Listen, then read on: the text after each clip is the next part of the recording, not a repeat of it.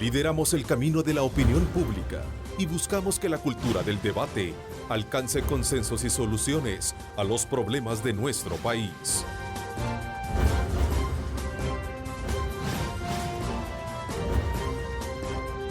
Diálogo con Ernesto López.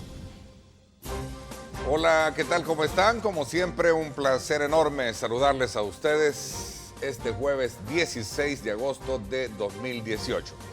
Bienvenidos a Cadena Megavisión. Estamos desde muy temprano, activos periodísticamente hablando, para llevarle a través de nuestros espacios de noticia una cobertura completa de todo el acontecer nacional e internacional.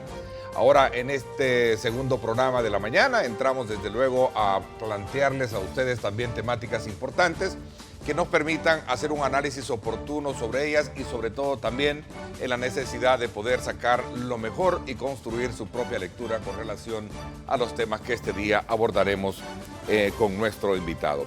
Quiero saludar esta mañana en el estudio al ingeniero Mauricio Chusí, un analista en materia económica y de país, con quien vamos a repasar aspectos de la vida política nacional, entre ellos el reciente escándalo de corrupción personalizado por el expresidente Saca y varios de sus exfuncionarios, ese punto muerto de elección de los magistrados para el acuerdo en la Asamblea Legislativa. Se espera que para este día, por cierto, se habla de que ya hay acercamientos bastantes entre los partidos políticos y por supuesto vamos a hablar de esta nueva ley en Estados Unidos que exige publicar lista de corruptos de los países que integran el Triángulo del Norte. Así es que vamos a hablar de temas muy importantes. Don Mauricio, quiero darles la más cordial bienvenida. Muy buenos días y muchas gracias, Ernesto, por invitarme.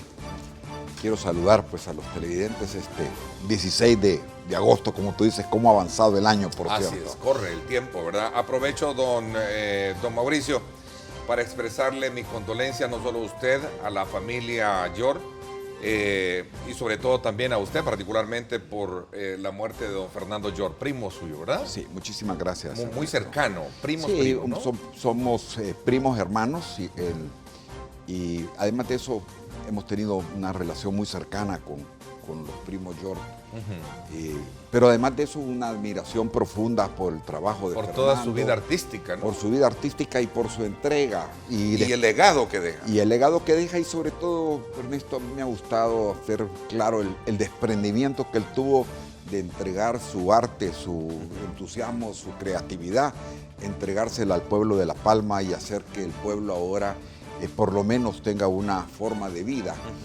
Era uno de los municipios más pobres del país y realmente el legado de él va a perdurar en ese municipio donde finalmente pues él va a descansar.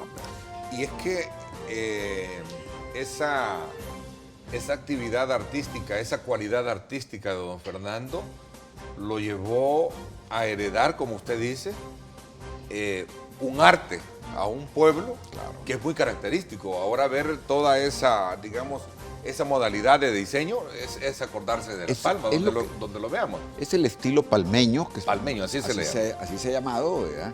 O él le denominó así, o es palmeño. No, los críticos, los entendidos en la materia. Los entendidos en la materia lo han llamado el estilo palmeño. Palmeño. Pero también trae a colación lo que muchos sentimos de la ignorancia que hubo en haber destruido el mural de nuestra catedral. Sí, me iba a referir a eso. Fíjate. Que al final era una forma de identidad, porque las cosas de La Palma realmente nos muestran la identidad salvadoreña.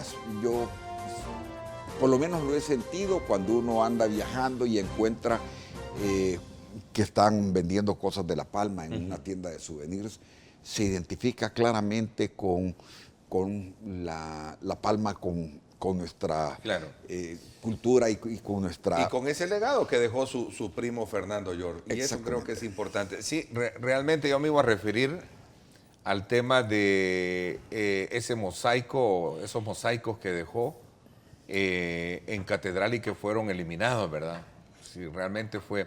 Hoy con esta nueva iluminación que dejó el exalcalde Nayib Bukele, hubiese sido precioso ver eso también. Se hubiera lucido más. Se hubiese lucido más. Y además, es un tema de identidad nacional. Sí, más allá de un capricho y de cosas ahí. Fue una lástima, y como digo yo... Definitivamente, pero bueno, era necesario aprovechar estos minutos no solo para expresarle nuestras condolencias por la muerte de su primo, sino también resaltar, destacar ese legado que ha dejado a La Palma y al país, como es el arte palmeiro, ¿no? Palmeño, Palmeño, ¿no? En su obra. Bueno, a propósito, ahí está, ¿verdad? Por ahí está nuestro productor colocando. Mire, eso fue lo que se votó, vea. correcto. Eso fue lo que se destruyó, llamémoslo así con ese término. Hoy en la noche, yo no sé si usted ha tenido la oportunidad de ir en la noche a ese sector. ¿Cómo está la iluminación? Claro. Eso es precioso. Se ve muy bien y nos hace sentir bien que algunas cosas Sí, están yo cuidadas. sin querer entrar a susceptibilidades ideológicas, políticas, destaco que tuve la oportunidad de ir con mi esposa, mis hijos, y quedé impresionado de caminar en esa zona. Claro. Y ahora, si tuviésemos ese mosaico instalado ahí, hubiese sido todavía mucho más vistosa esa fachada de nuestra catedral. Pero bueno, así es la historia. A propósito, ya entrando en materia, don Mauricio, ayer voy a agregar y quisiera también anexar un tema que me gustaría conocer su opinión en cuanto a cómo se examina el escenario electoral y particularmente del rol que están haciendo las fórmulas presidenciales. Ya tenemos tres fuertes, 4 sería con la de don Josué Alvarado, ¿verdad? Y ayer en conversación con la fórmula presidencial de la coalición Alianza por un Nuevo País se hablaba de robustecer la política social, rompiendo con la polaridad política y otros aspectos que de alguna manera lo conversábamos con Carlos Calleja, rompe o debería venir a romper con esa polarización que detiene grandemente digamos, el desarrollo de nuestro país. Así es que voy a aprovechar a hacer una lectura también con usted sobre el tema de las candidaturas presidenciales y las propuestas que plantean de cara a resolver los problemas de nuestro país. Pero antes quizás vamos a entrar mucho más de lleno para conocer este punto muerto que sigue en la Asamblea Legislativa y qué es lo que, de acuerdo a su lectura y a su precisión, está pasando en la Asamblea Legislativa. ¿Por qué hasta la fecha llevamos ya mes, un día, hoy es 16, ¿sí? Mes, un día, exactamente. Mes, Hoy un día. se cumple un mes sin Corte Suprema, sin Sala de la Constitucional. Sin Sala de lo Constitucional. Y un mes con una Corte parcialmente instalada. Porque sí hay Corte, pero no puede tomar algunas decisiones. ¿Qué huele usted en esto? Bueno. Perdóneme el término. Sí, no.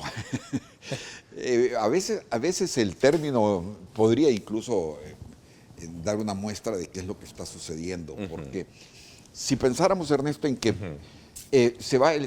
si se eligieran los magistrados como tienen que ser, en base a criterios de idoneidad y capacidad, de formación y experiencia, de independencia de partidos políticos y de grupos de interés, y de ética y honestidad de los magistrados, debería ser fácil, porque uno puede agarrar los 30 candidatos a magistrados y pasarlos por un baremo, como dicen, un baremo, y decir, baremo es un instrumento de medición. Y sacar pues realmente quiénes son los candidatos que están más idóneos para desempeñar la Sala de lo Constitucional. Lamentablemente lo que estamos viendo es más bien un juego de intereses de los partidos políticos y en particular de algunos diputados, que lo que quieren más bien es una Sala de lo Constitucional que sirva a sus intereses. Y tengo la impresión de que el punto central de que entraba la elección de los magistrados de la Sala de lo Constitucional es la relación que hay entre la Sala de lo Constitucional y la sección de probidad. E incluso se tiene que elegir 4 magistrados para la Sala de lo Constitucional y un magistrado para la Sala de lo Civil. E incluso en el caso de la elección para la Sala de lo Civil, lo que estamos viendo es que la persona que entre la Sala de lo Civil es distinta que la Sala de lo Constitucional, solo tiene 3 miembros y hay que nombrar uno. Pero en la Sala de lo Civil es la última instancia para los casos de probidad. Y repasando brevemente, es decir, la sección de probidad prácticamente depende de la Sala de lo Constitucional, elabora sus informes y la Sala de lo Constitucional lo supervisa, y ahí está la presidencia en la Sala de lo Constitucional de la Corte y lo lleva a Corte Plena. Entonces hay que tener hasta cierto punto control de la sección de probidad, un balance que les permita que, si es posible, la sección de probidad no elabore informes mostrando la falta de probidad de algunos funcionarios públicos, no solo de los diputados, porque por eso digo yo que muestran los intereses de algunos diputados y de algunos partidos políticos. Y esto no necesariamente tiene que ver con procesos ya en marcha, es decir, con casos de enriquecimiento ilícito que ya están identificados, sino que tiene que ver con el grupo de diputados y alcaldes y miembros de los consejos municipales que terminaron en funciones el 30 de abril. Estos señores presentaron sus declaraciones de probidad y la sección de probidad tiene que comparar los patrimonios de los que terminaron en abril de este año con el patrimonio que tenían en el 2015. Ok, esa sospecha de interés que puede haber por colocar, digamos, una sala que, digamos, encubra todo eso, no solo es por el interés de ellos como la sospecha se puede tener para los diputados, sino que también por otros actores, bueno, de funcionarios públicos. Hablamos alcaldes, consejos municipales, diputados, pero además de eso, acordémonos de que hay un gobierno que está terminando y un funcionarios públicos de gobierno. Y un gobierno que terminó hace 4 años, que es el gobierno del expresidente Funes, y el gobierno actual que está terminando. Entonces, algunos funcionarios que probablemente no se han portado tan bien, y digo, no se han portado tan bien en cuestión de probidad pública, que no han sido respetuosos de los fondos del Estado, tienen temor de que al existir una sala de lo constitucional muy contra la muy corrupción, restricta muy restricta, o una sala de lo constitucional como la que veíamos, se ocasiona un problema en la sala, pero además de ocasionarse un problema en la sala, cambia el balance en la Corte Plena, porque los casos de probidad después suben a Corte Plena y ahí se necesitan, de los 15 magistrados se necesitan 8. Es decir, estos 5 van a ser muy determinantes para saber si esos funcionarios de ministros, presidentes de autónomas, que han manejado fondos públicos, han hecho mal uso de ellos y se han enriquecido ilícitamente. Pero después la Corte Plena los envía a la Cámara Primera de lo Penal, a una de las cámaras de lo penal, de lo civil, no de lo penal, sino que de lo civil, y la Cámara al final de cuentas es la que lleva a cabo el proceso judicial. Si se condena al funcionario por mal uso de los fondos de enriquecimiento ilícito, el último lugar donde se apela es la sala de lo civil. O sea, el magistrado que envíen, que nombren para la sala de lo civil, es al final de cuentas el que va a decidir si un funcionario se enriqueció ilícitamente o no. Y de ahí viene el tema. Es parte del conjunto de los 15. No, pero además de eso. Aparte de los 3, de ser de los 3 de la sala de lo civil. Sí, es que ahí, si la Cámara de lo civil condena al funcionario porque sí demuestra que hay enriquecimiento ilícito, el funcionario tiene derecho a apelar, ya no a Corte Plena, sino que a la sala de lo civil. Y ahí son 3 votos y el voto del magistrado entrante se vuelve fundamental. ¿Por qué? Porque ahí el balance de los magistrados se presta a que hagamos todo el proceso. La sección de probidad encuentra que alguien se ha enriquecido ilícitamente, los que supervisan la sección de probidad dicen sí señores se ha enriquecido, la Corte Plena dice sí se ha enriquecido, la Cámara de lo Civil dice sí señores se ha enriquecido, pero la última instancia es la sala de lo civil y por eso es que uno ve tanto interés en los partidos políticos en poner en la sala de lo civil a alguien que pueda ser útil a sus intereses, no al establecimiento de una pronta y cumplida justicia para todos los salvadoreños, sino que para los intereses de los partidos políticos y en particular de algunos diputados. Allí está, digamos, el meollo de la cosa. Ahí está el meollo de la cosa, en el hecho de que allí se va a definir si los que se han enriquecido a costa de los fondos públicos van a ser condenados o no van a ser condenados. Entonces, mucho del interés no gira alrededor de la idoneidad, la capacidad, la experiencia profesional, sino que lo que más está perjudicando la elección de los magistrados es la independencia de los partidos políticos, la ética y la honestidad. Okay. Don Mauricio, ayer en mi programa de radio, que tenemos el debate político de los miércoles, después de hacer un análisis bastante aproximado a lo que usted ha planteado de una manera mucho más articulada en qué consiste todo ese interés que se está manejando en la Asamblea Legislativa, se llegó casi a la conclusión de que al final a los partidos políticos, mientras no hayan acuerdo, a ellos no les va a importar mantener esto acéfalo. Bueno, a los partidos políticos y a los diputados cuyos casos ya están prácticamente para resolución de la Corte Plena, lo que les conviene es que no haya sala. Y que si haya una sala, sea una sala que los favorezca de tal forma de que la sala, cuando se les presenten los casos, diga, señores, este hombre no se apropió de los fondos públicos, sino que prácticamente pobrecito, ha salido más pobre de lo que entró. Y ese punto, yo he insistido en una cosa y quiero repetirla, un poco reiterativo en el sentido de que los diputados que tienen casos pendientes en la sección de probidad y que ya están identificados, que tienen procesos abiertos, deberían de abstenerse de votar en la elección de los diputados. Esto es como que un diputado que es dueño de unidades de transporte o un diputado que tiene acciones en un negocio determinado. Y el caso del transporte es el más fácil.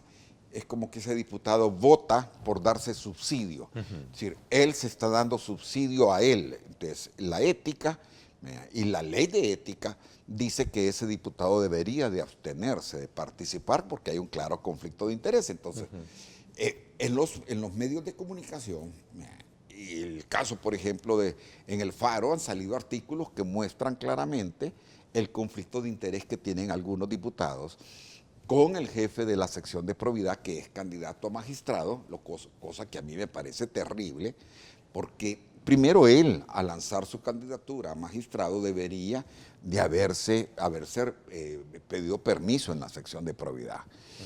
Porque ahora, aunque no lo haya hecho, todos dudamos de que si realmente los atrasos que ha habido o que hubo en los casos de probidad y que todos sabemos que están abiertos, que han sido conocidos en los medios de comunicación, se retrasaron como favores a cambio de los posibles votos para elegir a los magistrados. Entonces hay un tema de conflicto de interés, he llamado al Tribunal de Ética de la Asamblea Legislativa, se ha llamado al Tribunal de Ética de los partidos políticos, a las autoridades encargadas de implementar la ética pública, en el sentido de que den una muestra, que es difícil porque lamentablemente no vemos con mucha frecuencia muestras de ética, que den una muestra de realmente de respetar la ética pública, que es tan importante,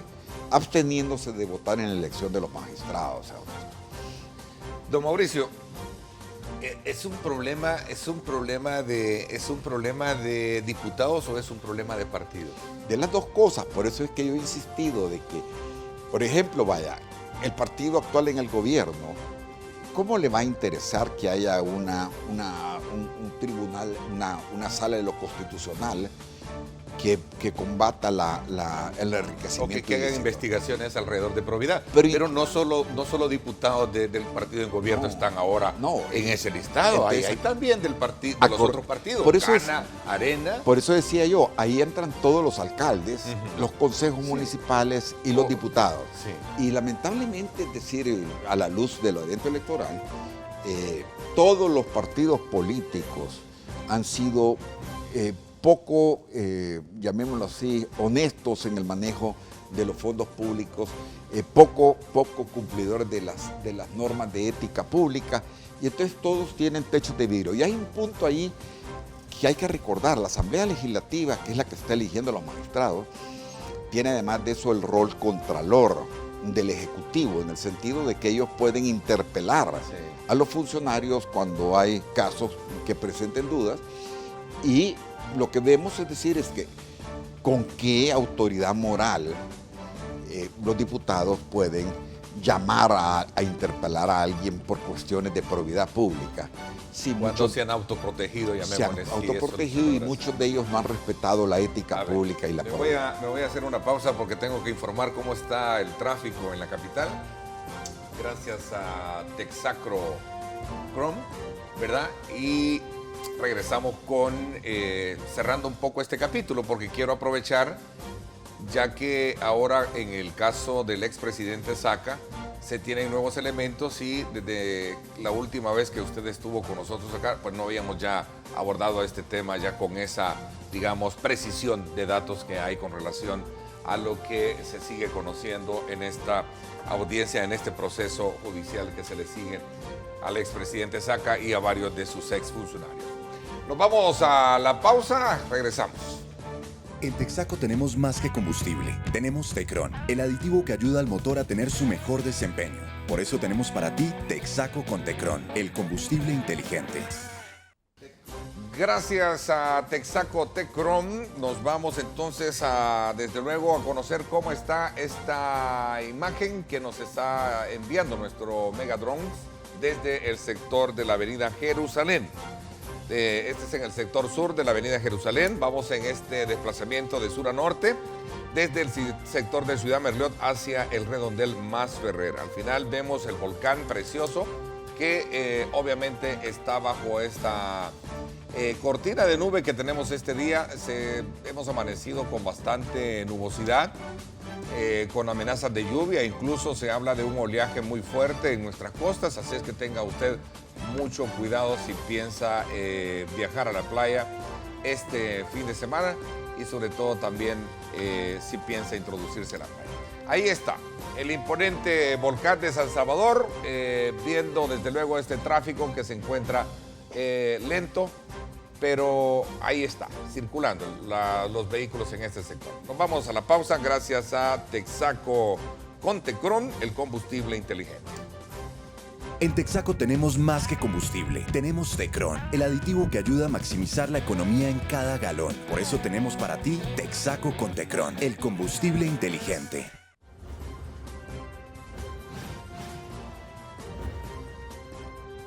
Diálogo con Ernesto López.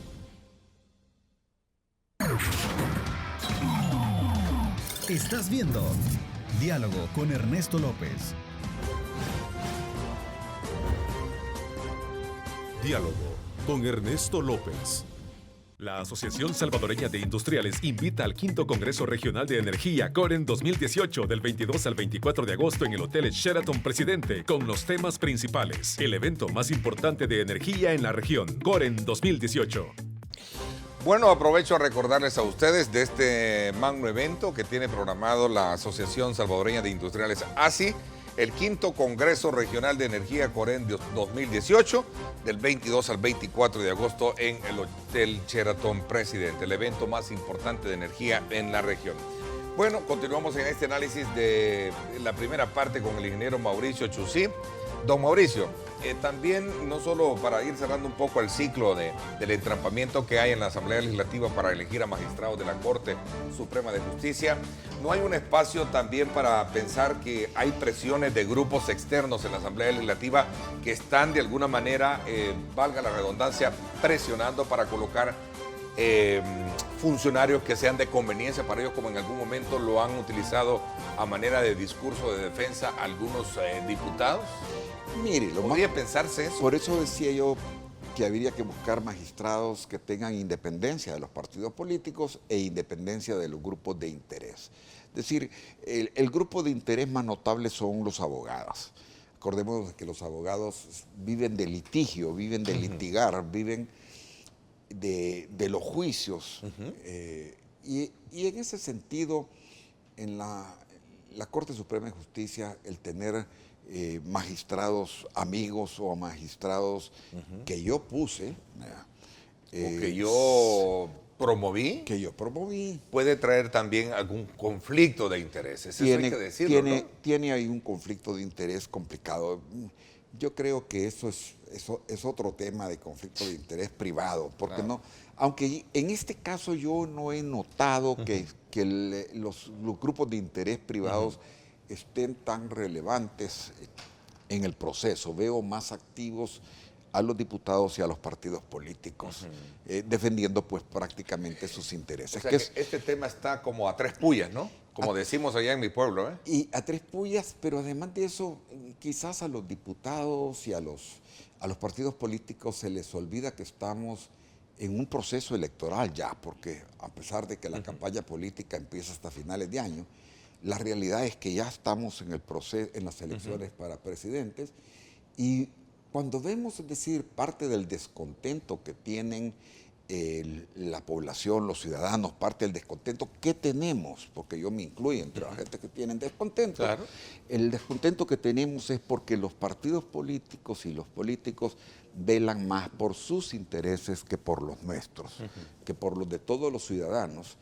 Y esto, es decir, lo deberían de tomar en cuenta. En este momento, lo más importante es que ellos tuvieran un arreglo y sacaran unos magistrados que cumplan los requisitos, independientes, y que den una muestra de que han entendido las lecciones del pasado. Ernesto, una de las cosas que cuesta a veces entender cuando uno analiza y profundiza es que nos cuesta a los salvadoreños entender las lecciones del pasado. Entender que la población, que los ciudadanos estamos descontentos porque los partidos políticos velan más por los intereses de sus correligionarios que por los intereses de los electores, de nosotros, que queremos que ellos nos respondan a nosotros y no a sus partidos políticos. Y en ese sentido, la elección de los magistrados era una forma sencilla de dar respuesta a esa demanda que tenemos de que dejen de pensar en ustedes y empiecen a gobernar y empiecen a legislar para beneficiarnos a todos y no para beneficiarse ustedes, señores diputados, y algunos en particular. Es demasiado obvio el interés que muestran por solucionar sus problemas con la probidad pública. Dicen que este tema en particular del que estamos hablando, don Mauricio, ha venido a crear cisma al interior de todos los partidos. Claro. De todos.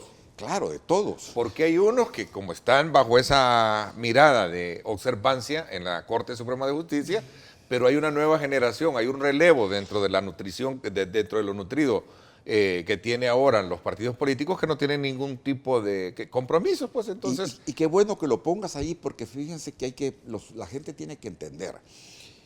Y ese punto para mí que tú pusiste en la mesa en este momento es sumamente importante. Es decir, veamos la diferencia de actuación entre los diputados nuevos y los diputados que tienen años de estar en el circo político. Porque así se llama eso, el circo político. Los nuevos son producto de las reformas que hizo la Sala de lo Constitucional a nuestro marco jurídico para tener un sistema de instituciones democráticas más fuerte. Es cierto que de FUSADE vino el impulso inicial sobre modernizar y fortalecer las instituciones democráticas del país, pero la gran pregunta que nos hacíamos en FUSADE cuando estábamos dando a conocer el estudio de fortalecimiento de las instituciones democráticas, ¿y esto cómo lo vamos a hacer? ¿Cómo vamos a hacer que los diputados permitan que el voto sea por rostro? y no por partido político. Que al interior de los partidos los candidatos a diputados los elijan los miembros del partido y no la cúpula del partido de dedo decir, usted va a ser diputado, Ernesto, porque usted se ha portado bien conmigo y entonces lo voy a poner. No respondía a nuestros intereses de los ciudadanos, sino que respondía a los intereses de las cúpulas partidarias. Entonces hay que tener en mente que el voto por rostro, por ejemplo, ha sido fundamental para poder crear este cisma que tú hablas al interior de los partidos políticos. Pero no solo eso, sino que los diputados nuevos que no traen ese bagaje de haber participado en a saber qué cosas, algunos han participado en cosas horribles, ellos tienen mucho más libertad para poder ejercer su función legislativa. Y ahí tenemos que aprender los salvadoreños de que lo que se trata es de ir eligiendo diputados que no tengan mayores compromisos. Esos compromisos. O muy comprometida su actuación de pasada. Correcto, correcto. Y ahí la sociedad civil tiene que poner un sistema de información para que todos sepamos por qué han votado los diputados y con qué intereses lo han hecho. Okay. Don Mauricio, aprovecho porque el tiempo es corto para poder conversar con usted.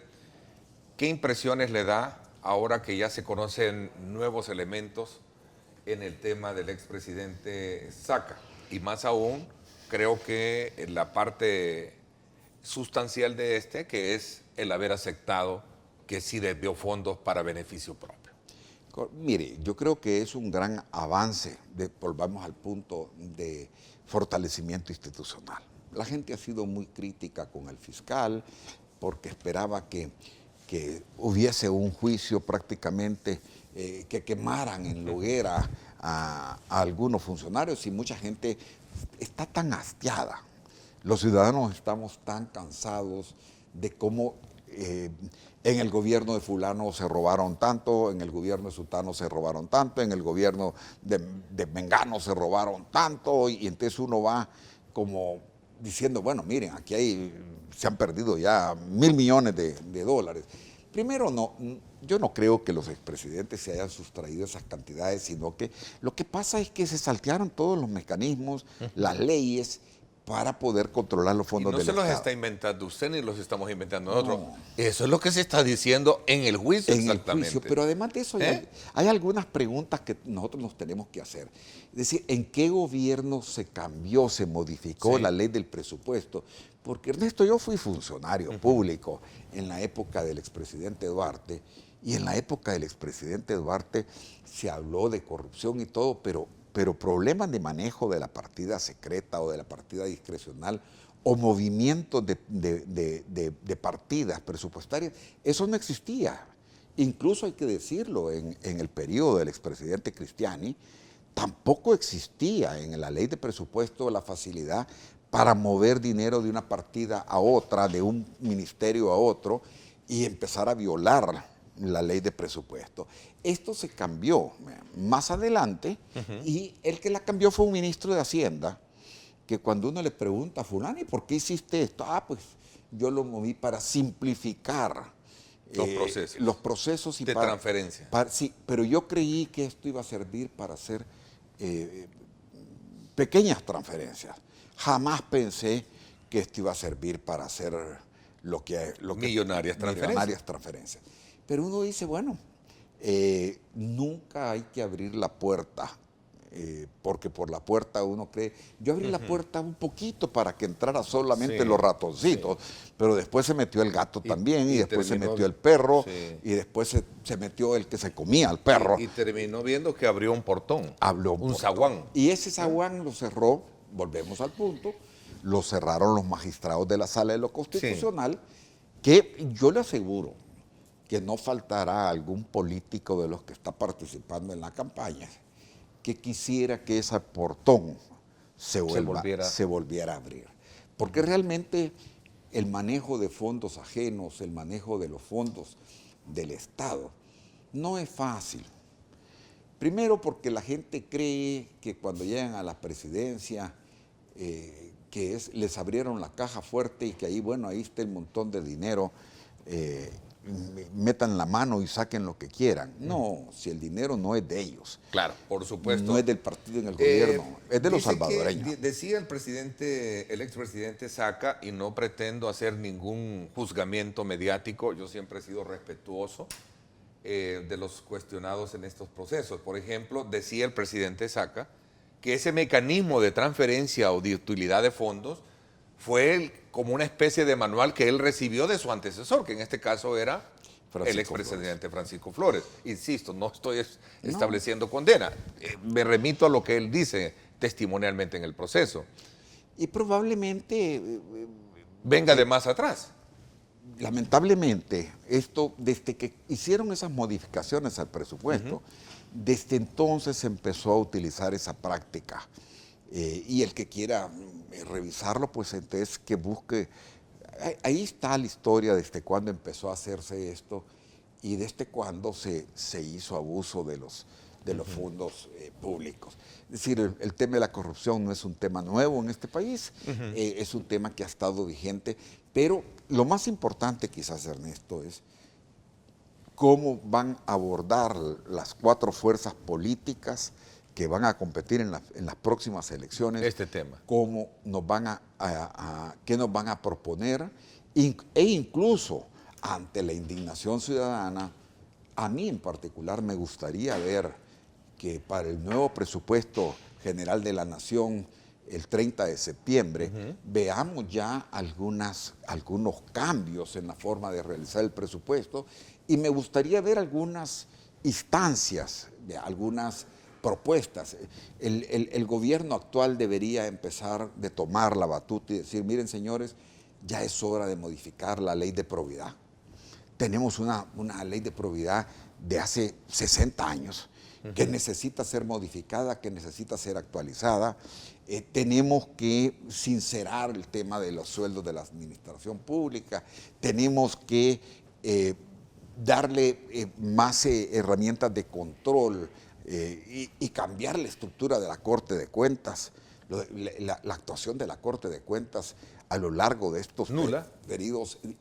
¿Ha sido nula? Más que nula, ha sido cómplice. O cómplice, ¿verdad? Cómplice, porque ahí lo dijo el presidente Saca, de que al final hacían las indagaciones o las auditorías, pero eran superficiales, decía. Pero además de que superficiales, como decía un presidente de la Corte, y dependiendo de la conveniencia o inconveniencia del caso, porque volvemos al punto, es decir, lo que se jugaba ahí era todo.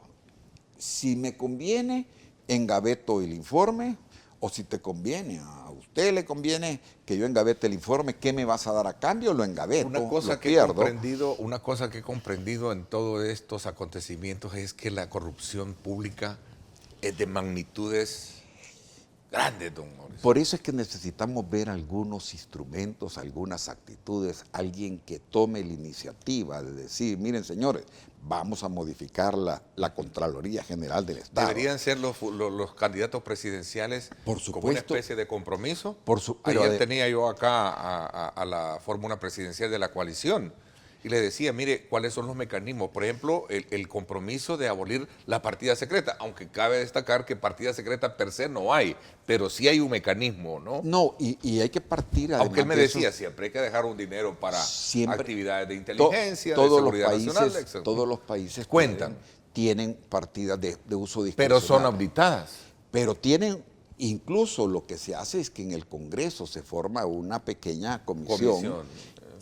Que además de eso se tienen que establecer regulaciones en el sentido de que a esa comisión el presidente le rinde cuentas y esa comisión no puede divulgar nada de los gastos secretos a no ser que encuentre algo que está violando la ley.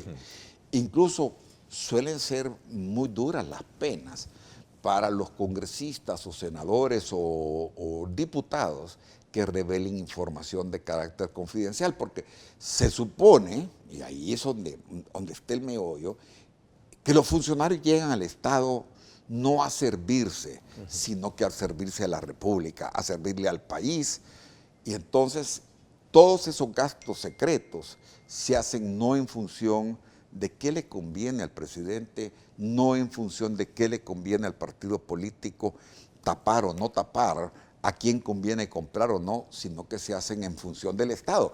Y el rol de las comisiones legislativas para controlar el uso de esos fondos discrecionales o secretos no es solo un rol controlor desde el punto de vista de que evitar que el presidente se vaya a robar los fondos, sino que es ver que los fondos se utilicen única y exclusivamente para necesidades del Estado. Acordémonos que incluso los acuerdos de paz lo que pretenden es eso, de que el organismo de inteligencia no sea un organismo político. El organismo de inteligencia lo diseñan en los acuerdos de paz para defender al Estado. O sea, la inteligencia no es andar averiguando qué es lo que hace un político, qué es lo que hace el otro, con quién se pierde, con quién no se pierde, sino que, y cómo puedo dañar a tal político, sino que es quiénes están atentando contra la seguridad del Estado, o cuáles son los riesgos que hay en el ambiente para el Estado, no para el presidente ni para su partido político. El tema es auditar los gastos reservados del Estado. Correcto. Uno, ¿y qué compromiso se puede sacar o qué experiencia puede generar para que hayan compromisos hoy de las fórmulas presidenciales? Más allá de lo que, ¿cómo examina usted el compromiso de las fórmulas presidenciales frente a este tema? Estamos empezando la campaña, ¿verdad? Y yo todavía no veo suficiente nivel de compromiso en los actores políticos. E incluso, como decía, y lo voy a repetir, a mí me gustó mucho una frase de Rubén Zamora en un programa televisivo cuando dice, miren, si el principal foco de corrupción en este país es la Asamblea Legislativa. Entonces, cuando hablamos de que hay que empezar a dar señales, y por eso que yo insisto... ¿Y usted cree eso, que es ahí el principal foco? Mire... ¿O es el que más Ernesto, fiscalizado y abierto? No, lo que pasa, mire, lo que pasa es que si uno ve las estadísticas del gasto de 57 millones para 84 diputados, y uno se empieza a ver la cantidad de empleados públicos que tenía la Asamblea. Y el 6% que recibe el órgano judicial. El 6% del órgano judicial es otro tema que está en la Constitución. Sí, claro, estoy de acuerdo. Y que ya es obvio. Quizás cuando los acuerdos de paz fue eso lo que se creó. Pero el comparativo va en el sentido de que, ¿no será que también allá muy poco se habla de...? Por supuesto que sí, pero además de eso es obvio que la asignación presupuestaria por la vía constitucional se presta a despilfarro público. Es decir, primero, ¿por qué tiene que ser el 6% del presupuesto? Ya eso al principio se necesitaba, pero eso ya hay que reformar. Y perdón, no lo quería llevar a que nos fuéramos ahí, sino que simplemente comparar pero fíjese que las peras y las manzanas que estamos, por ejemplo, hay hablando. poca contraloría de los fondos del sector judicial. Pero además de eso, es decir, ¿cómo podemos tener un poder judicial con un nivel presupuestario tan elevado y una fiscalía que es tan importante que no tiene ni para comprar lapicero? A la fiscalía le exigimos, y eso yo lo he tratado acá con el fiscal, se le exige al fiscal, pero no se le dan los recursos. Y todo es paupérrimo. ¿Y quién le quiere dar recursos a la fiscalía? A la hora de los resultados le estamos diciendo de que le estamos cuestionando. Claro. No puede ser así. Y volvemos al tema de los conflictos de interés. ¿Por qué no le quieren dar dinero a la fiscalía? Porque tienen el techo de vidrio. Claro. Y regresemos un poco al tema de la Asamblea. Cuando uno ve los 57 millones, y todos sabemos de que la cantidad de asistentes, asesores, etcétera, que hay en la Asamblea Legislativa, que lo que se comenta es que fluye de la Asamblea Legislativa, fluye dinero hacia los partidos políticos. Entonces uno dice realmente... La primera muestra, lamentablemente volvemos al punto de los conflictos de interés, la primera muestra de austeridad y de propósito de enmienda en materia de la corrupción está en que no haya corrupción en la Asamblea Legislativa, para que los diputados puedan exigirle al Ejecutivo y al Poder Judicial con la frente en alto, sin o sea, techo de vidrio, sin techo de vidrio, sin que les vayan a patear la cola, exigir con calidad moral, exigir el buen uso de los fondos públicos.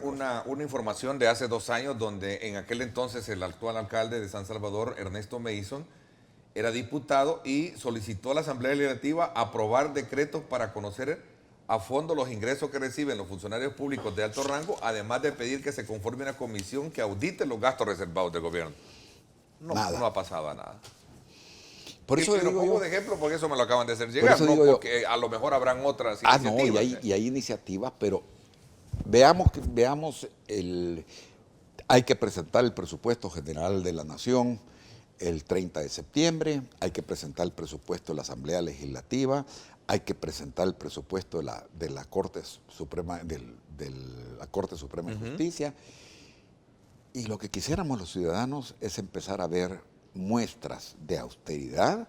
Mire las noticias de ahora respecto a la falta de jeringas y de acetaminofén en los hospitales. Y uno dice, ¿cómo es posible que no haya una pastilla de acetaminofén y que no hayan jeringas para inyectarse en los hospitales públicos, mientras en la Asamblea Legislativa se despilfarra 57 millones? En la Corte Suprema de Justicia hay un presupuesto elevado. Y como tú decías, y le exigimos al fiscal una mayor eficiencia, más casos, más procesos con respecto a la probidad pública, y no lo dotamos de recursos. Voy a reservarme, no gasto ni fondos, ¿verdad? Voy a reservarme algunos otros temas para abordarlos más adelante. El tiempo se me fue, don Mauricio. Bueno, como siempre, es un gusto compartir con usted el análisis oportuno de estos temas, y ahora que hemos abordado estos que tienen que ver precisamente con el factor de indignación y de expectativa que ahora como ciudadanos tenemos de ver qué ofrecen los nuevos candidatos a la presidencia para corregir estos males. Ya no puede seguir el país más siendo, perdón la expresión, ordeñado, ¿verdad? Ordeñado, pero más que todo decir es el hecho de que los partidos políticos caigan en la cuenta de que el desencanto que hay con ellos tiene que ver cabalmente con que ellos no dan muestras de gobernar o de legislar para los ciudadanos, sino que más que todo para que la vaca se engorde y seguirla ordeñando. Bueno. Muchísimas gracias, Ernesto. Ha sido un gusto estar con usted esta mañana. Bueno, como siempre, es muy agradable conversar con usted también, don Mauricio. Le agradezco que acepten nuestras invitaciones. Me voy a una pausa, son las 7:20. Nos acompaña en la segunda parte la candidata a la vicepresidencia de la República por el partido FMLN, la licenciada Karina Sosa. Así es que vamos a conversar con ella sobre su experiencia territorial y las expectativas electorales del país. Vamos a la pausa, volvemos. La Asociación Salvadoreña de Industriales invita al 5º Congreso Regional de Energía COREN 2018 del 22 al 24 de agosto en el Hotel Sheraton Presidente con los temas principales. El evento más importante de energía en la región, COREN 2018.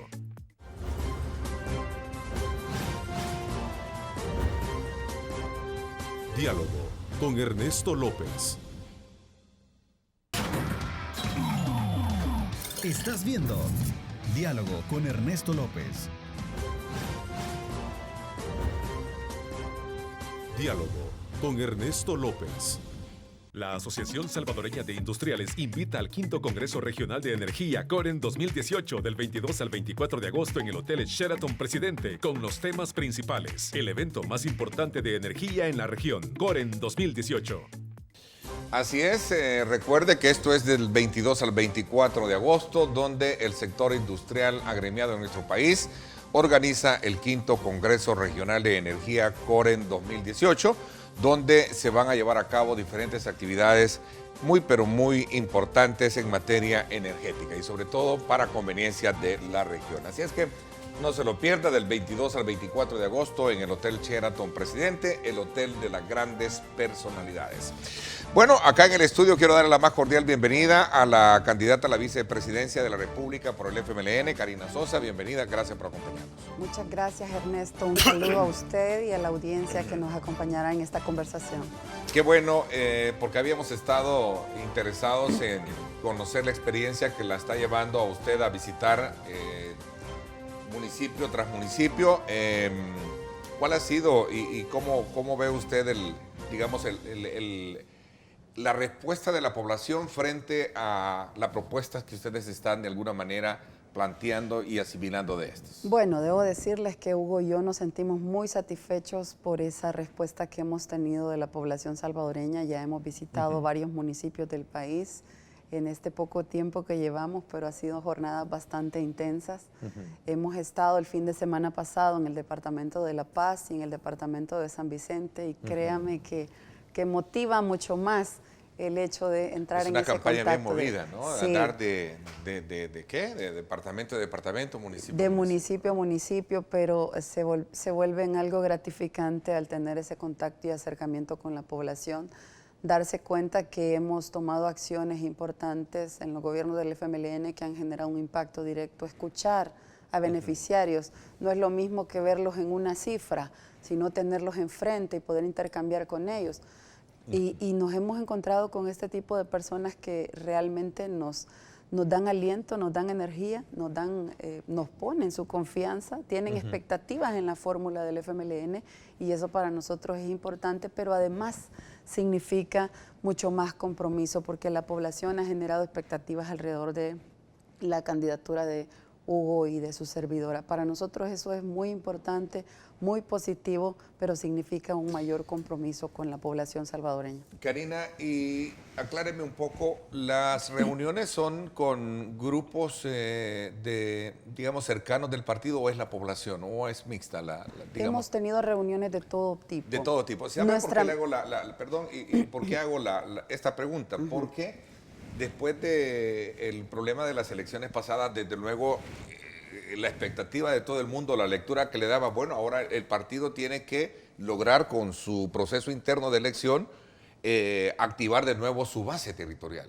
Sí, tiene razón, y debo decirle que con la elección de Hugo y de su servidora, el partido ha salido fortalecido, y de eso me siento muy contenta y muy orgullosa, porque si bien es cierto, el 4 de marzo fue un momento difícil para el FMLN, no lo voy a negar, pero el proceso interno que hemos tenido nos ha permitido irnos cohesionando de cara al objetivo final, que es obviamente ganar en primera vuelta. Eso para nosotros es sumamente importante. Entonces, dentro de la dinámica de acercamientos con la población en general, por supuesto que también hay acercamientos con nuestra militancia, a quien hago un saludo y un reconocimiento, y que también me siento muy contenta porque sienten identidad tanto con Hugo como conmigo. Y eso es algo que nos inyecta, nos llena de energía a nosotros dos, pero también es algo recíproco. Nuestra energía va a ellos nuevamente y nos va dando confianza. Me siento contenta de estar en este momento en el partido, porque además doy un vistazo a mi alrededor y me doy cuenta que el resto de partidos no gozan de la misma suerte que nosotros tenemos de estar en este momento de esa manera que yo le menciono. Por el hecho de haber surgido el caso de la candidatura de Hugo Martínez, sí, de un proceso donde tuvo competidores, pero usted no tuvo competidora, ¿no? Sí, pero fue un espacio que se aperturó, Ernesto, y que tuvo un tiempo considerable. Su servidora llegó al último día. Escuché a compañeros y compañeras expresarse. Motivarla. Sí, me motivaron, pero escuché también a algunos expresarse incluso en medios de comunicación y decir que se les habían acercado, igual que a mí, grupos de compañeras y compañeros al interior del partido a pedirles que tomaran la decisión y que lo estaban considerando. Sin embargo, no lo decidieron y fue su servidora quien se animó. Debo confesarle a por usted, convicción, ¿sí? Por favor. A usted y a la población salvadoreña que no fue en esos días que me empezaron a hacer ese planteamiento. Comités de base, incluso gente de comunidades. Usted puede revisar mis redes y va a encontrar comentarios desde hace meses en donde la gente me pedía que lo considerara, que pensara el hecho de tomar la decisión para ser parte de una fórmula presidencial. Y le estoy hablando desde enero que se empezó a mencionar candidaturas. Fue algo que me motivó y que por supuesto en los últimos semanas pues tuve incluso ya notas en las cuales mujeres organizadas me pedían que tomara la decisión, doctoras, abogadas, campesinas, gente de la comunidad, militantes por supuesto, me pedían que diera este paso porque sienten identidad con su servidora. Yo quiero decirles a todas ellas que han confiado en mí para pedírmelo, que para mí es un gran compromiso el hecho de que ellas se sientan identificadas y que mi mayor deseo sería que esa identidad pues pasara a más mujeres de mi país, que se pudiesen sentir identificadas con Karina Sosa.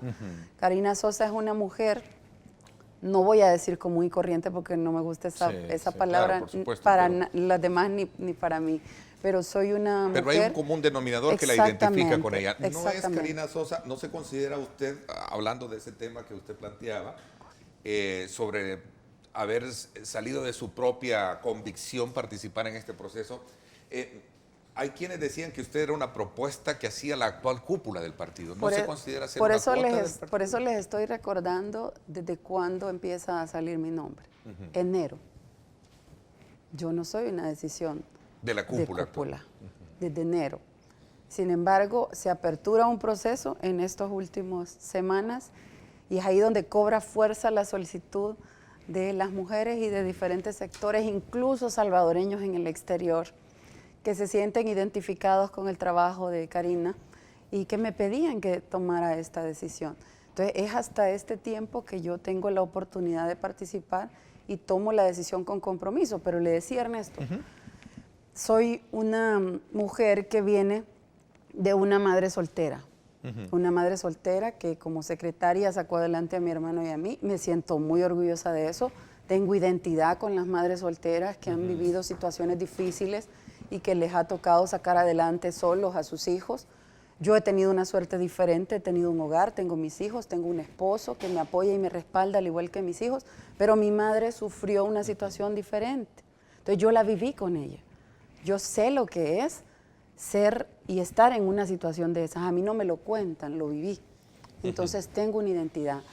Empecé a trabajar a los 17 años, Ernesto, nadie me regaló nada, me ha costado, me lo he ganado y eso me da satisfacción. A mí soy de las personas que me gusta irme ganando mis espacios, no que me lo faciliten o que me los pongan enfrente. Y ha sido así como he ido construyendo mi camino, con lucha, con entrega, con insistencia. Me gradué, pero durante ese tiempo yo trabajaba y pagaba mis estudios. Como muchos que hemos hecho esa, y también tuve 2 hijos en el transcurso de la carrera y un tercero al casi finalizarla. Entonces, todo esto significa que yo tengo identidad con muchos sectores de la población. Entender muy bien así como también ya el otro nivel de llegar a ser una profesional. También entiendo la otra parte. Entonces, son elementos importantes que han ido construyendo la personalidad de Karina, que han ido construyendo la identidad de Karina con un pueblo salvadoreño. Y mi mayor deseo sería que la mujer salvadoreña, que es el 53% de la población, tenga identidad conmigo. Porque yo tengo un compromiso de trabajar con un país, pero tengo una identidad, soy mujer. Muy independiente es la fórmula presidencial del partido, si lo queremos ver desde el punto de vista, o hay digamos, coordinación a raíz de todos los problemas internos que se lograron identificar con el proceso electoral pasado.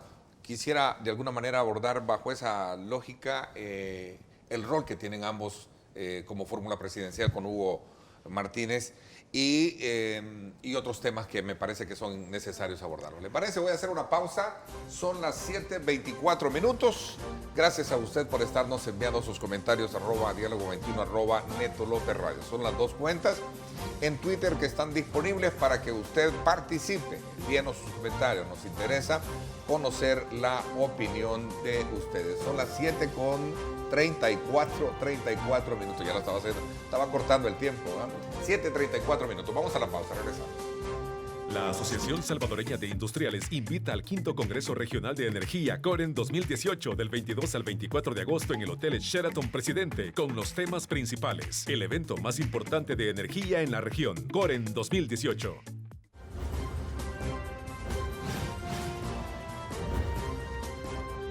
Diálogo con Ernesto López. Estás viendo Diálogo con Ernesto López. Diálogo con Ernesto López. Bueno, gracias nuevamente por estar con nosotros. A ver, Karina, la fórmula presidencial que surge después del proceso de elección interna ha venido de alguna manera a cohesionar, me dice, prácticamente el partido después de haber tenido y sufrido, digamos, no sé, muchos la consideraron como un golpe fuerte electoralmente hablando en las pasadas elecciones. ¿Ese factor de unidad se mantiene o es un poco a la distancia para no contaminarse seguramente o arrastrarse o verse arrastrado por ese desgaste que en algún momento se le achaca a su dirigencia, a la dirigencia del partido? Bueno, tanto Hugo como su servidora hemos sido militantes y funcionarios muy activos del FMLN. Bueno, Hugo fue diputado antes de ser canciller y yo ya estaba también como diputada en la Asamblea Legislativa. Por cierto, le sirvió a usted para tener un talante moderado, dice en una entrevista Hugo Martínez recientemente, ¿no? ¿Qué es eso de talante moderado? Somos personas que buscamos el consenso, el diálogo, la negociación en el buen sentido de la palabra, el entendimiento, porque creemos que El Salvador ya ha tenido suficiente de violencia y de enfrentamiento. Realmente la población en general tiene muchas expectativas acerca de lo que se puede construir y estamos aspirando a los máximos puestos para poder conducir este país. Es un liderazgo propio, me quiere decir que tienen ya exactamente, ustedes. Y construido. Más allá de cualquier tipo de... No inventado, no improvisado, sino que lo hemos construido durante el tiempo de nuestra carrera política, lo cual es algo que nos da peso, nos da solidez ante la posibilidad de poder aspirar a la presidencia y vicepresidencia de la República. Hemos estado, le decía yo, como diputados ambos, nos llevábamos muy bien desde entonces. Esto es algo sumamente importante porque en un tercer gobierno del FMLN no puede andar el presidente pensando o por un lado y la vicepresidenta por otro lado. Entonces, desde ese tiempo que estábamos juntos en la Asamblea Legislativa, hemos ido al territorio juntos, a las comunidades. Después me tocó sustituir a Hugo cuando asumió su cargo de canciller. Yo era diputada suplente. Llegué a las comisiones en las cuales él estaba. Posteriormente, pues ya competí como diputada y quedé nuevamente en las comisiones de Relaciones Exteriores y eso me ha permitido tener un vínculo cercano a Hugo desde hace mucho tiempo. Ya como presidenta de la comisión y él como canciller hemos tenido una relación bastante estrecha que ha sido de beneficio para el país.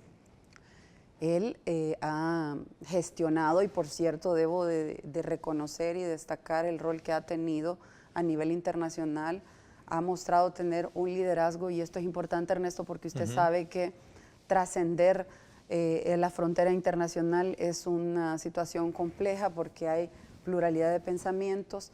Sin embargo, Hugo lo ha sabido hacer muy bien y ha traído beneficios importantes para El Salvador, pero la mayoría se han traducido en iniciativas, sean acuerdos, tratados, convenios o convenciones que tenían que pasar por la comisión o tienen que pasar por la Comisión de Relaciones Exteriores. Eso nos ha permitido fortalecer aún más el vínculo, conectar de mejor manera y tratar de producir iniciativas que sean de impacto positivo en diferentes áreas para la población salvadoreña. Su candidatura, la presencia de usted en esa fórmula presidencial no pretende ser cosmética, ¿me quieres? Por supuesto que no, no lo he sido y no lo seré.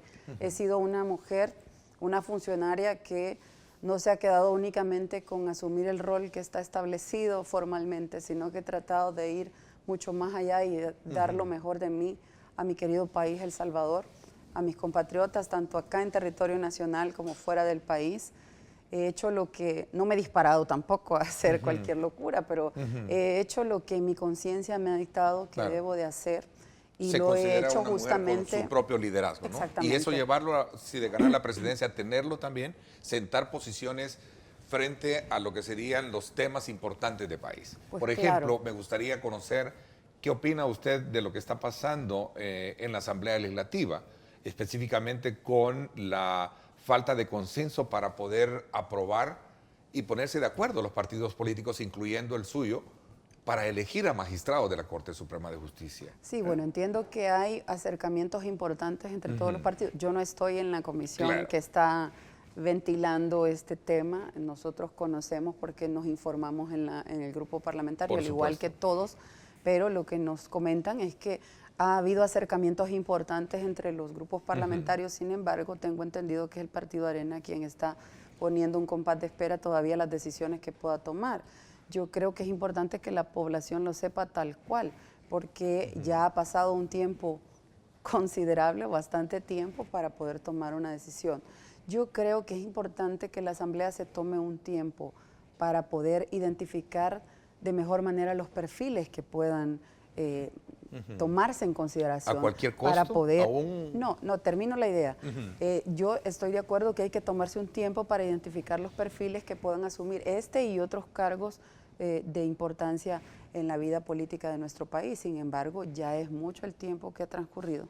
Yo haría un llamado para que se pueda poner de acuerdo en la comisión respectiva y podamos tener finalmente ya una sala de lo constitucional, por supuesto que llene los requisitos y las condiciones que amerita el cargo y que la población salvadoreña demanda y necesita de funcionarios que puedan estar en ese espacio.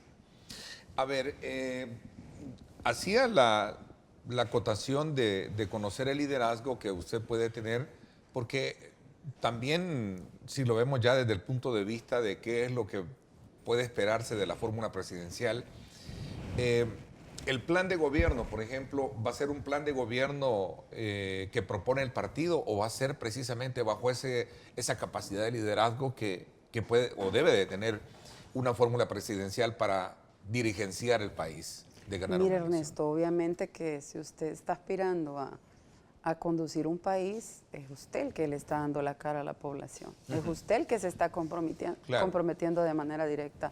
Y por supuesto, en esa lógica, Hugo y yo tenemos mucho que ver con la construcción del programa de gobierno. Es que son nuestros compromisos, aunque estamos bajo la sombría de un partido político del cual esta servidora se siente sumamente orgullosa, pero es nuestro compromiso directo con la población. Es lo que Hugo y yo le estamos diciendo vamos a hacer. ¿Y qué tal que ponemos cosas astrales que no vamos a hacer? ¿Quiénes van a fallarle a la población de manera inmediata? Entonces, para nosotros es importante estar de cerca con cada uno de los contenidos y, por cierto, debo decirle a la población salvadoreña que justamente en este momento estamos en el proceso de construcción de nuestro programa de gobierno, que en gobiernos anteriores ha sido muy participativo, pero en esta oportunidad estamos demandando que sea mucho más, que involucre a más sectores de la población salvadoreña, incluso a compatriotas en el exterior, para que puedan opinar, aportar, que nos digan qué quieren que continúe, por ejemplo, qué quieren que se quite, qué quieren que se tome en consideración, que no se ha tomado en consideración antes. Pues nosotros tenemos claridad que las cosas deben ser así. Siempre lo hemos hecho así, pero hoy pedimos que sea más abierto todavía esa participación. De hecho, cada uno de los encuentros que hemos tenido en conjunto con Hugo o de manera separada nos ha permitido justamente para ir identificando esas necesidades más latentes que existen en nuestras comunidades. Le decía una parte nada más cuando le hablaba de las visitas, de ese reconocimiento que existe por parte de la población y esa identidad que hay con muchos programas sociales que se han impulsado a través del gobierno del FMLN. Pero también hemos escuchado de la boca de la gente pedirnos ampliación de programas porque se han quedado fuera, por ejemplo, de entregas de paquetes. Y creemos que es justo, que es necesario generar una ampliación de todos esos planes y programas que han generado un impacto positivo e importante en la vida de la población salvadoreña. Y ahí adquirimos un compromiso directo. Las mujeres, por ejemplo, a mí me han estado preguntando qué iniciativas vamos a impulsar a favor de la mujer salvadoreña. Pero hay otras que me piden concretamente qué es lo que quieren. Y hay mujeres que se han identificado plenamente, con, por ejemplo, con Ciudad Mujer. y nos piden Ciudad Mujer en sus departamentos. Nosotros sabemos del impacto y la importancia que ha tenido y la transformación en la vida de la mujer que ha tenido este programa. Por eso le hemos apostado muchísimo y lamento, y debo decirlo aquí, lamento que en la Asamblea Legislativa, a pesar de que muchas mujeres hay también diputadas de otros partidos políticos, no hayan demostrado una sensibilidad y una identidad, no con un programa de un gobierno del frente, sino con una necesidad de un pueblo, con una necesidad de un sector que es la mayoría de este país, que son las mujeres, y se hayan desperdiciado oportunidades para poder construir más sedes de Ciudad Mujer. ¿Cuál es la novedad que se puede tener en un tercer gobierno, si lo queremos ver así, de un partido que ha estado gobernando los 2 últimos periodos? Sin pretender decir y evaluar si esto ha sido bueno o nada. Todo partido, independientemente del color que sea, siempre sufre cualquier tipo de desgaste a la hora de gobernar. Eso es algo que está escrito en piedra, es decir, el desgaste siempre se sufre. ¿Cuál es la novedad que hay? Ayer, por cierto, también conversaba con la candidata a la vicepresidencia por la coalición de partidos Arena, PDC, PCN y DS, y hablábamos de unos temas también que tienen que ver con aquellos temas sensibles y debatibles en nuestro país. Voy a procurar abordarlos con usted con el tiempo que nos queda después de esta pausa comercial. Vamos a la pausa.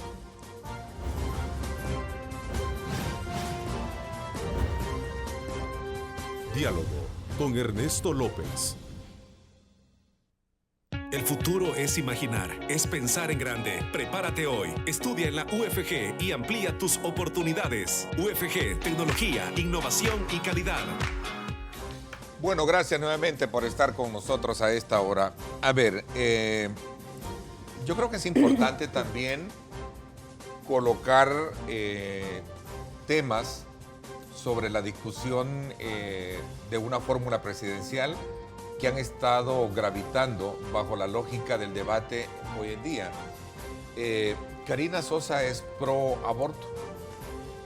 Yo creo que este tema debe de ser abordado por la Asamblea Legislativa y me he dado cuenta en el territorio, no en este momento únicamente que soy candidata a la vicepresidencia, sino desde siempre, que la población salvadoreña y especialmente la mujer salvadoreña demanda muchas acciones por parte de gobierno, y creo que es importante prestarle atención. Dese cuenta que estuve en San Rafael Obrajuelo y un adulto mayor, exalcalde, no voy a decir de qué partido, me pedía, por ejemplo, con mucha preocupación, que le facilitara a las mujeres de su municipio clases para una panadería, porque ellas quieren ganarse la vida desde su espacio y que quieren producir para ellas y su familia, y que es algo de mucha importancia para ellos. Entonces, le menciono esto porque son los temas del día a día, sin menospreciar este tema que tiene mucho que ver con la mujer, y que a criterio nuestro con Hugo debe de hacerse un abordaje mucho más amplio de este debate, pero creemos que es un debate que debe producirse en la Asamblea Legislativa.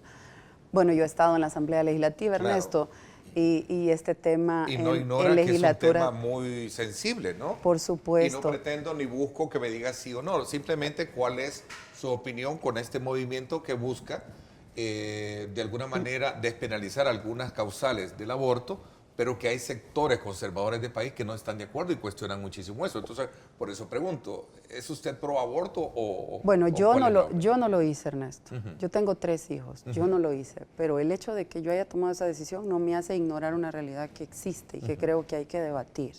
Y eso le corresponde a la Asamblea Legislativa.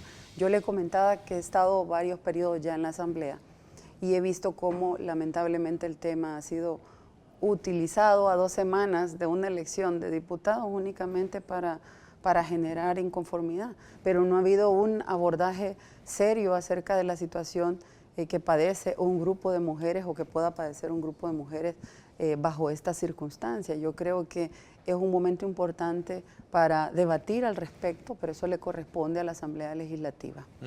Y particularmente en el caso de su partido, ¿no?, que tiene una posición muy clara sobre este tema. Sí, se ha manifestado en diferentes momentos, pero yo le estoy dando la posición mía. Yo tengo 3 hijos, yo tengo 3 hijos. Es la posición de Karina Sosa como candidata a la vicepresidencia. Tuve mi decisión, ¿no?, pero no puedo ignorar que en el país existen múltiples situaciones. Sería irresponsable el no buscar alternativas para que se debata, para que se construya. Pero en esta oportunidad no me correspondería a mí, sino que le corresponde a la Asamblea Legislativa, quien yo espero y pienso que debería de hacer un debate alrededor de este y otros temas que son de impacto y de importancia para Como la el mujer. caso del matrimonio igualitario. Eso ni siquiera ha llegado a la Asamblea, Ernesto. Y eso es lo que yo lamento, se lo digo con mucha seriedad, porque a mí me gusta hacer un abordaje no Mucho más barato de práctico. las cosas, sino Sí. serio. O sea, Pragmático, eso sí. es un tema que no ha llegado a la Asamblea Legislativa y lo empiezan a muñequear o a manipular únicamente en momentos que se acercan las elecciones para diputados. Yo creo que es irresponsable hacer ese tipo de manejos y creo que es importante pensar en que todos somos ciudadanos de un país, que todos merecemos respeto, que todos estamos a la expectativa de lo que las autoridades puedan producir, en este caso de la Asamblea Legislativa, en materia legislativa, a favor de la población en general. Entonces, yo sí veo irresponsable los manejos que se hagan sobre estos tipos de temas. Solo Y especialmente en momentos coyunturas electorales, nada más, así es. A ver, ¿cómo se ve Karina Sosa en la vicepresidencia? ¿Sí? Bueno, me veo activa, como lo he estado, o quizás debo decirlo mucho más, porque el rol permitirá hacer muchas más cosas. Me veo comprometida más de lo que lo he estado con la población salvadoreña. Me veo creativa, me veo innovadora, me veo tratándole de dar a mi país lo mejor que pueda haber en mi cabeza, pero sobre todo en mi corazón, porque yo siento que es importante el conocimiento que puede existir en una persona, pero es sumamente importante para mí, y yo sé que lo comparte la población salvadoreña, el sentir, porque lo que genera identidad con alguien es justamente el sentir. Y yo creo que en esta oportunidad, pues el aspirar a una vicepresidencia da la posibilidad de poder tener mucha más empatía con la población y poder no solo tener esa empatía, sino generar más acciones desde otra posibilidad para poder ir al encuentro de las necesidades de un país. Empatía he tenido siempre desde mi rol legislativo como funcionaria en la Asamblea Legislativa, pero las posibilidades que pueden haber para transformar vidas, pues obviamente son más grandes y no quiero quedarme quieta, quiero tener un rol activo. Los gobiernos del FMLN se han caracterizado justamente porque la figura de la vicepresidencia no ha sido una figura decorativa. Recordemos cómo en el primer gobierno del FMLN, pues el profesor Sánchez Serén, además de ser el vicepresidente, fue el ministro de Educación ad honorem, y esto es importante recordarlo. En el caso de este nuevo mandato, pues el compañero Óscar Ortiz tampoco ha sido una figura decorativa, lo hemos visto muy activo desde su rol en el tema económico, y eso pues es algo importante que genera impacto a la vida de la población. Obviamente un tercer gobierno del FMLN no va a tener a una vicepresidenta en un rol decorativo o desligado a la realidad del país. Hemos platicado con Hugo de la importancia de mantenernos ambos activos, de darle relevancia también y poder retomar toda ese bagaje que hemos tenido y experiencia en los espacios que hemos tenido anteriormente. Debo decirles que para mí es un compromiso con la población el que estoy asumiendo. Represento a un sector mayoritario en la población salvadoreña que somos las mujeres, pero también he sido una funcionaria que ha tenido bastante identidad con los salvadoreños en el exterior, que ha tenido bastante identidad con la niñez, con la adolescencia, con las personas discapacitadas y las personas adultos mayores. Si usted ve, hay una experiencia importante en la cual podemos activarnos de manera intensa desde la vicepresidencia para poder contribuir a que el país avance en el desarrollo. Vamos a tener a Karina Sosa debatiendo los temas del país públicamente. Pues claro, si el país digo, necesita. ¿en un debate de televisión? Y respetuoso, por ejemplo, por supuesto, porque yo lamento que ahora hablar de debate es ofenderse. Yo siento el compromiso y la responsabilidad de generar algo diferente para El Salvador. ¿Me va a aceptar un debate? Yo creo entonces? que ¿Sí? ¿Me va a aceptar un yo debate creo con los candidatos o candidatos a la vicepresidencia? Yo creo ¿Sí? que es importante debatir, Qué bueno. Ernesto, en un marco de respeto, porque El Salvador lo que necesita son propuestas, no que yo lo ofenda a usted Claro, o por que supuesto. ofenda al resto de Tienen candidatos. que haber reglas claras que de Exactamente. alguna manera limiten esa transgresión y no precisamente el debate de ideas. Pero no lo hablo ¿sí? únicamente, Ernesto, por un espacio en un set. Lo estoy hablando en términos generales. Claro. Yo creo que el pueblo salvadoreño está harto de ofensas, porque de las ofensas no comen, no le llega el pan a la mesa. Yo creo que de lo que puede cambiar la vida del país es de que generemos propuestas y que sean justamente atinadas a la realidad de los salvadoreños y que vayan al encuentro de esas necesidades que hay que superar. Con ese talante moderado, como dice su compañero de fórmula, le agradezco que me haga, ¿verdad? Gracias por haberme acompañado. Vamos a tener más tiempo de poder conocer, desde luego, el avance que tiene de esa consulta que están haciendo territorialmente con su partido. Yo le agradezco mucho el espacio, aunque sentí que fue un suspiro y que se terminó la entrevista, Sí. pero sé que tendremos más oportunidades para Por compartir con la población. Un saludo a todos los que nos han sintonizado y un saludo especial a los salvadoreños en el exterior. Gracias, Ernesto. Gracias a usted. Por mi parte, esto es todo por hoy. Mañana vamos a tener el debate político de la semana. Como siempre, no se lo pierda. Gracias, pásenla bien y como siempre recuerden lo más importante, amar a Dios sobre todas las cosas. Lideramos el camino de la opinión pública y buscamos que la cultura del debate alcance consensos y soluciones a los problemas de nuestro país.